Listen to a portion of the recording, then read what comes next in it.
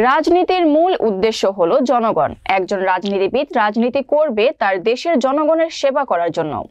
যেখানে এই দেশের মানুষ 3 বেলা খাবার থাকবে, বাসস্থান, শিক্ষা ও ভোটাধিকার থাকবে। বিস্তারিত চট্টগ্রাম থেকে রুমেন চৌধুরীর তথ্যচিত্রে। সোমবার রাতে চট্টগ্রাম নগরীর পাহাড়তলী 12 নম্বর সরাইপাড়া ওয়ার্ড বিএনপির উদ্যোগে নতুন বছরে আগমন উপলক্ষে ওয়ার্ড এলাকার 500 হতদরিদ্রের মাঝে শীতবস্ত্র বিতরণ অনুষ্ঠানে প্রধান অতিথির বক্তব্যে তরুণ রাজনীতিবিদ সাইদ আল নোমান তুর্য এসব কথা বলেন।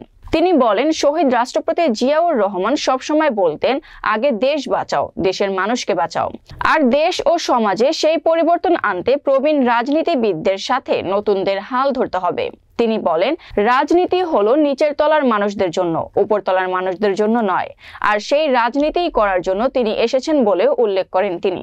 আয়োজিত অনুষ্ঠানে 12 নম্বর সরাইপাড়া ওয়ার্ড বিএনপির সাবেক সভাপতি খাজা আলাউদ্দিনের সভাপতিত্বে উক্ত ওয়ার্ড বিএনপির সংগঠক আলী আসগর সুমনের সঞ্চালনায় অন্যান্যদের মধ্যে বক্তব্য রাখেন পাহাড়তলী থানা বিএনপির সাবেক সাধারণ সম্পাদক জসিম উদ্দিন জিয়া, 12 নম্বর সরাইপাড়া ওয়ার্ড বিএনপির সাবেক সাধারণ সম্পাদক আশরাফ খান, ওয়ার্ড যুবদল আহ্বায়ক সাইফুল আলম, নগর স্বেচ্ছাসেবক দলের সিনিয়র সহসভাপতি তোফাজ্জল হোসেন, বিশিষ্ট সমাজসেবক মাসুদুর রহমান শিপু সহ অন্যান্য রাজনৈতিক নেতৃবৃন্দরা।